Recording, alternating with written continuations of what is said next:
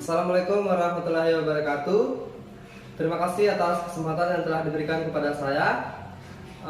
Yang terhormat Ibu Ustianti SPDM Hum, sebagai dosen pembimbing mata kuliah Kebudayaan Sultra. Yang terhormat Ketua Tingkat Jurusan Bahasa dan Sastra Program Studi Sastra Indonesia Fakultas Ilmu Budaya Universitas Haluleo, dan seluruh teman-teman yang sama-sama berbahagia. Perkenalkan, nama saya Putus Sandi Putra. Saya di sini sebagai moderator untuk membimbing jalannya diskusi kelompok 4 dalam mata kuliah Kebudayaan Sultra. Pertama-tama, marilah kita panjatkan puji syukur kehadirat Tuhan Yang Maha Esa, karena atas limpahan rahmat-Nya kita dapat melakukan aktivitas dengan baik dan lancar. Baiklah, di sini saya sebagai moderator untuk membimbing jalannya diskusi dari kelompok 4 mata kuliah Kebudayaan Sultra. Sebelum saya melangkah pada para pemateri, saya akan memperkenalkan masing-masing pemateri yang akan memaparkan materi nantinya. Yang pertama ada Nur Intan, yang kedua ada Lia, yang ketiga ada Lisda, yang keempat ada Musnia, yang kelima ada Neti, yang keenam ada Putu, yang ketujuh ada Fitri, yang kedelapan ada Resti, yang kesembilan ada Cornel, yang kesepuluh ada Fadli, dan yang kesebelas ada Jumaida. Jadi itu dia tadi nama-nama para pemateri yang akan mempresentasikan materi nantinya. Untuk mempersingkat waktu, langsung saja kita melangkah pada pembahasan materi. Jadi saya persilakan kepada para pemateri untuk memaparkan materinya dari pemateri 1 sampai pemateri terakhir. Kepada para pemateri saya persilakan dengan hormat. Assalamualaikum warahmatullahi wabarakatuh. Perkenalkan, nama saya Nurintan Sidika. Baik, saya akan menjelaskan sejarah kebudayaan suku Buton, Sulawesi Tenggara. Suku Buton adalah salah satu etnis yang mendiami wilayah kekuasaan Kesultanan Buton. Kesultanan Buton tersebut terletak di Kepulauan Bau-Bau, Provinsi Sulawesi Tenggara. Sejarah nenek moyang suku Buton berasal dari migrasi yang datang dari Johor sekitar abad ke-15 dan kemudian mendirikan kerajaan Buton. Kerajaan tersebut bertahan hingga tahun 1960, di mana sultan terakhir meninggal dunia. Sepeninggalan sultan terakhir tersebut membuat tradisi Kepulauan Buton tercerai-berai. Baik, sekian dan terima kasih. Assalamualaikum warahmatullahi wabarakatuh. Perkenalkan, nama saya Lia Marlina dengan stambuk N1D1 19077 dari kelas A.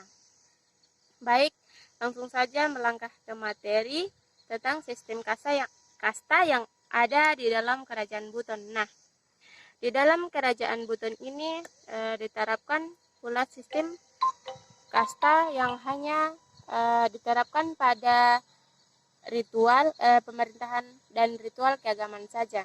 Nah, sistem kasta yang ada di kerajaan Buton itu antara lain Kaumu atau Kaumu, atau Kaum Ningrat atau bangsawan, diturunkan dari Raja Wakaka. Yang kedua, Walaka atau elit penguasa, yaitu keturunan menurut garis tapak dari Munding Paders Kerajaan Buton. Nah, di mana mereka juga memegang jabatan penting di kerajaan seperti menteri dan juga dewan. Di sini juga menunjuk siapa yang akan menjadi raja atau sultan berikutnya. Nah, yang ketiga, merdeka. Di sini mereka dapat dipertimbangkan untuk menduduki jabatan tertentu di wilayah Kadie, tetapi sama sekali tidak mempunyai jalan kepada kekuasaan di pusat. Nah, yang sistem kasta yang keempat yaitu babatua atau budak, di mana orang yang hidupnya bergantung terhadap orang lain atau memiliki utang. Mereka juga dapat diperjualbelikan atau dijadikan hadiah. Nah, yang kelima, anak lelaki dan limbo, di mana mereka ini adalah golongan Kaumu dan Walaka yang diturunkan derajatnya karena melakukan kesalahan sosial dan berlaku tidak pantas sesuai dengan status sosialnya. Nah, itu saja yang perlu saya paparkan materi pada video kali ini. Lebih dan kurangnya mohon dimaafkan. Wassalamualaikum warahmatullahi wabarakatuh. Terima kasih. Baik, bismillahirrahmanirrahim. Assalamualaikum warahmatullahi wabarakatuh. Perkenalkan, nama saya Listayanti dengan NIM N1D1 1909, kelas A. Di sini saya akan membawakan materi bahasa. Dalam masyarakat Buton memiliki beragam bahasa yang begitu beragam hingga sekarang dapat ditemui lebih dari 30-an bahasa. Penggunaan bahasa Sangsekerta yang dapat Anda temukan sampai sekarang, di mana bahasa Sangsekerta memperkaya perbendaharaan bahasa Buton.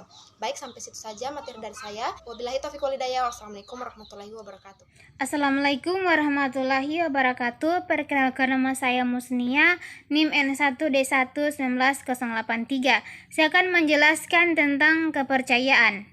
Sebelum masuknya pengaruh Hindu ke Buton oleh bangsa Majapahit pada abad ke-13 dan Islam yang dibawa pada abad ke-15, masyarakat Buton mengenal dan memiliki kepercayaan, yaitu pemujaan terhadap roh nenek moyang atau animisme dan dinamisme. Masuknya agama Hindu Islam mendorong masyarakat Buton mulai menganut agama Hindu Islam walaupun tidak meninggalkan kepercayaan asli seperti pemujaan terhadap arwah nenek moyang dan dewa-dewa alam. Misalnya masyarakat nelayan Wakotobi khususnya Tomia mengenal adanya dewa laut Wode Mariam yang dipercaya dapat menjaga mereka dalam mengarungi lautan Banda yang terkenal ganas. Di samping itu, masyarakat Buton juga mengenal dewa yang melindungi keberadaan hutan yang dikenal dengan nama Wakiram.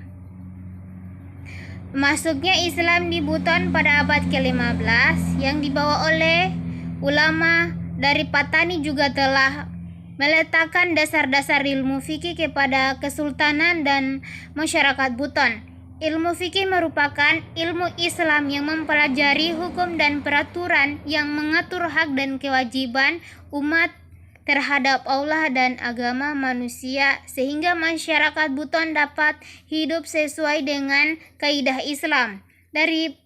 Dan pada abad ke-16 Masehi lahir dasar-dasar ilmu galam dan tasawuf di Buton yang dibawa oleh Sufi yang berasal dari Aceh.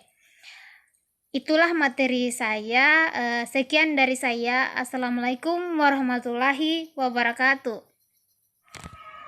Assalamualaikum warahmatullahi wabarakatuh. Perkenalkan, nama saya Niti Karlina, NIM N1D1 1905. Saya dari kelompok 4 membawakan tentang suku Buton. Mata uang. Dahulu suku Buton sudah memiliki mata uang. Mata uang Kesultanan Buton tersebut disebut dengan kampua. Uniknya, uang ini berbahan kain tenun dan merupakan satu-satunya yang pernah beredar di Indonesia. Menurut cerita rakyat, mata uang ini pertama kali diperkenalkan oleh Bula Wambona, yaitu Ratu Kerajaan Buton yang kedua, yang memerintah sekitar abad ke-14. Baiklah, di sini saya akan membacakan materi yang berjudul Mata Pencaharian. Perairan di Pulau Buton dan Muna kaya akan ikan tuna dan ikan ekor kuning. Maka dari itu sebagian besar masyarakat suku Buton hidup pada bidang perairan menjadi pelaut dan nelayan. Tetapi sejak kesempatan untuk memperoleh penghasilan yang cukup di daerah terasa sulit, banyak dari mereka yang kemudian pergi meninggalkan mata pencaharian di sektor perairan. Dan kekinian kegiatan pertanian menjadi kegiatan utama perekonomian. Mereka menanam padi, ladang, jagung, ubi kayu, ubi jalar, kapas, kelapa, sirih, nanas, pisang, dan lain-lain, termasuk beberapa jenis sayuran. Baik, itu dia tadi materi yang saya bawakan. Terima kasih. Baik, bismillahirrahmanirrahim. Assalamualaikum warahmatullahi wabarakatuh. Saya Ramadhani Safitri, Stambuk N1D1 19091. Baik, saya akan membawakan materi tentang tradisi. Nah, Sejumlah kearifan tradisi dari tradisi yang ada dalam masyarakat Buton adalah Kangkilo yang merupakan modal sosial budaya masyarakat Buton untuk mewujudkan keselarasan dan keharmonisan hidup. Kearifan tradisi yang meliputi kesucian ritual dan kesucian rasa dan akhlak bila diketahui maknanya dengan baik akan membentuk karakter perilaku, tutur kata, dan sikap positif dalam masyarakat Buton sesuai dengan nilai dan etika yang dianjurkan dalam tradisi itu. Nah, selain itu juga terdapat ritual-ritual dan pesta adat yang dilakukan masyarakat Buton sehingga sekarang yang dikabarkan mengandung unsur sinkretisme. Berikut ritual-ritual dan pesta adat tersebut. Yang pertama, Gorana Oputa atau Maluju Wolio, yaitu ritual masyarakat Buton dalam menyambut kelahiran Nabi Muhammad SAW yang dilaksanakan setiap tengah malam tanggal 12 Rabiul Awal. Bagian B yaitu Kunua, yaitu ritual keagamaan yang dilakukan masyarakat Buton pada 16 malam bulan Ramadan. Bagian C atau yang ketiga yaitu Tuturianga Andala, yaitu ritual yang kesyukuran masyarakat Buton yang berada di Pulau Makassar atau Luwu kepada Allah atas keluaran rezeki yang terhempas luas di sektor kelautan. Nah, yang keempat yaitu Mata, yaitu ritual adat yang digelar masyarakat Buton etnis Cia-Cia di desa Loporu yang merupakan wujud rasa syukur kepada Allah atas hasil panen yang diperoleh. Nah, yang kelima, Pekande Kandea, yaitu pesta syukuran masyarakat Buton kepada Allah atas limpahan anugerah yang diberikan. Yang keenam yaitu Karya, yaitu pesta adat masyarakat Buton yang berada di Kale Dupa untuk menyambut anak-anak yang sedang beranjak dewasa. Pesta ini diiringi dengan tarian-tarian yang dilakukan oleh pemangku adat bersama orang tua, kemudian memanjatkan doa bersama anak-anak mereka yang bertujuan untuk membekali anak-anak mereka dan dengan nilai-nilai moral dan spiritual. Nah, yang terakhir yaitu Posuo atau Pingit, yaitu pesta adat masyarakat Buton yang ditunjukkan pada kaum wanita yang memasuki usia remaja sekaligus menyiapkan diri untuk berumah tangga. Assalamualaikum warahmatullahi wabarakatuh. Perkenalkan, nama saya Resti Agus Safitri dari Program Studi Sastra Indonesia dengan NIM N1D1-19093 kelas A. Saya akan menjelaskan tentang peninggalan sejarah kebudayaan Buton. Orang Buton terkenal pula dengan peradabannya yang tinggi, dan hingga saat ini peninggalannya masih dapat ditemukan di wilayah-wilayah Kesultanan Buton. Di antaranya Benteng Keraton Buton yang merupakan benteng terbesar di dunia, Istana Malige yang merupakan rumah adat tradisional Buton yang berdiri kokoh setinggi 4 tingkat tanpa menggunakan sebatang paku pun, mata uang Kesultanan Buton yang bernama Kampua, dan banyak lagi. Baik, saya akan membacakan macam-macam budaya religi. Dalam kehidupan sosial masyarakat dikenal berbagai macam upacara keagamaan, baik yang berhubungan langsung dengan tradisi peribadatan, maupun yang berhubungan langsung dengan budaya dan kemasyarakatan. Masyarakat Buton sangat memuliakan bulan-bulan suci umat Islam. Tidak mengherankan, mereka selalu melaksanakan profesi-profesi upacara guna memperingati berbagai peristiwa yang terjadi. Profesi keagamaan tersebut antara lain yaitu Ala Anabulna. Ala Anabulna yaitu upacara yang berkaitan dengan perguntingan rambut bayi setelah bayi berumur 40 hari. Selanjutnya yaitu Kunua. Kunua yaitu upacara yang berkaitan dengan peringatan Nuzulul Quran. Upacara ini bisa dilaksanakan pada pertengahan bulan suci Ramadan atau 15 malam puasa. Pelaksanaan Kunua dalam tradisi Buton umumnya dilaksanakan setelah salat taruh di atas jam 12 malam, dirangkaikan dengan sahur secara bersama-sama dalam masjid. Selanjutnya yaitu Kadiri. Kadiri yaitu upacara yang berkaitan dengan turunnya Lailatul Qadar di bulan suci Ramadan. Pelaksananya mirip dengan Kunua yang hanya dilaksanakan pada 27 malam Ramadan karena diyakini pada malam itulah turunnya Lailatul Qadar. Baik, Assalamualaikum warahmatullahi wabarakatuh. Perkenalkan, nama saya Muhammad Fadli Saputra dengan stambuk N1D1-19081 kelompok 4. Akan melanjutkan pembawaan materi dari pemateri sebelumnya. Baik, langsung saja. Saya akan membawakan tentang Maliana Bangoa Maleona Rarea, dan pakai daena anak-anak Maelu. Pertama, Malona Bangoa. Malona Bangoa adalah upacara yang dilakukan ketika malam pertama Ramadan, yang dulu dimeriahkan dengan gantungan meriam, namun sekarang diganti dengan membakar lilin di rumah-rumah pemakaman sebagai tanda bahwa bulan suci Ramadan telah tiba. Yang kedua, Malona Raraya. Malona Raraya yaitu upacara yang menandakan telah berakhirnya bulan Ramadan atau telah masuknya 1 Syawal. Pelaksanaannya sama dengan Malona Bangoa. Yang ketiga, Pakandaena anak-anak Maelu. Pakandaena anak-anak Maelu yaitu upacara yang berkaitan dengan memberi makan anak-anak yatim yang dilakukan pada bulan Muharram. Upacara ini masih sering dilaksanakan dan dilakukan rata-rata dengan kalangan orang yang mampu. Biasanya setelah memberi makan kepada anak yatim, biasanya juga akan memberikan sejumlah uang.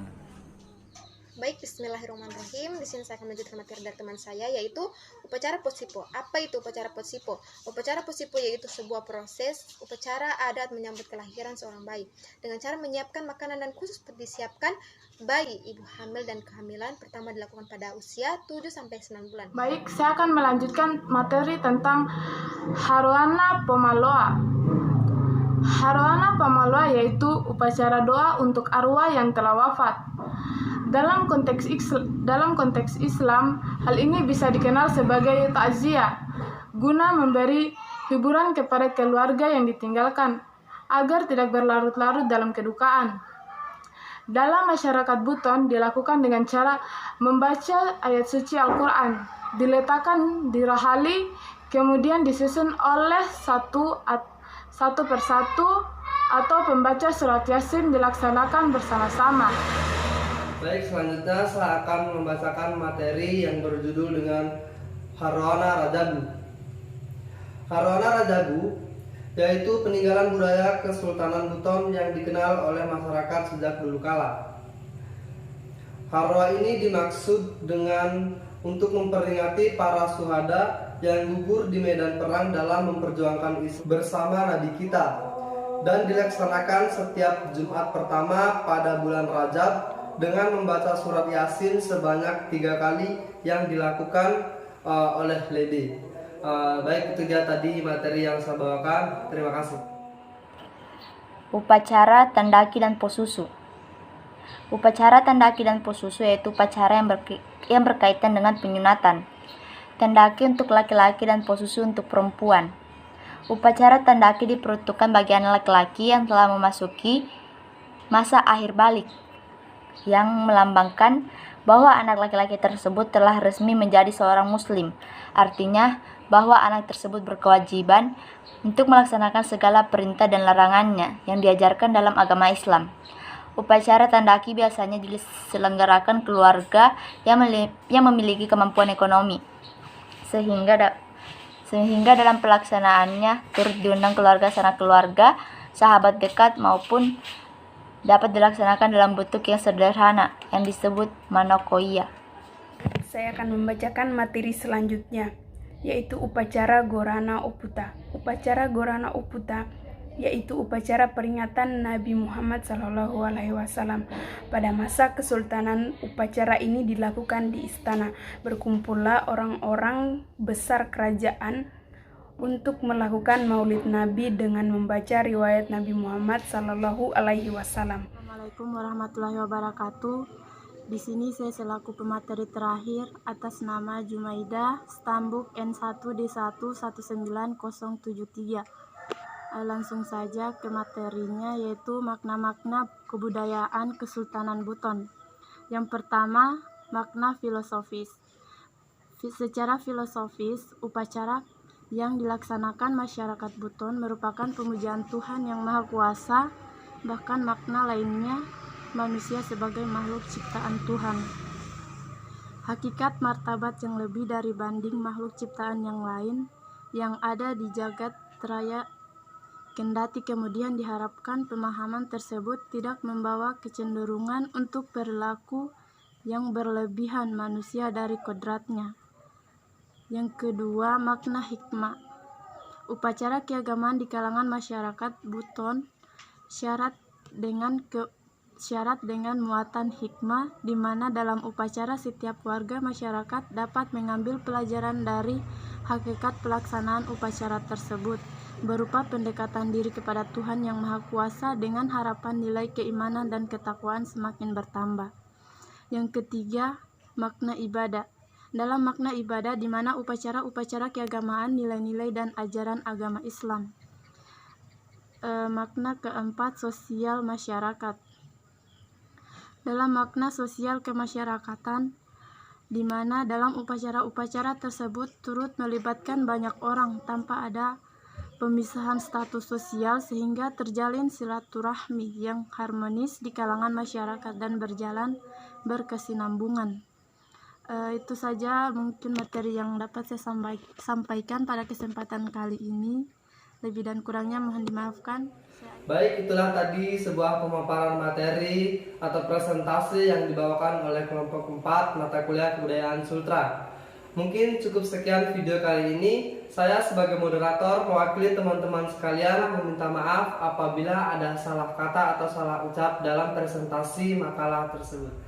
Terima kasih atas perhatiannya. Saya ucapkan Assalamualaikum warahmatullahi wabarakatuh.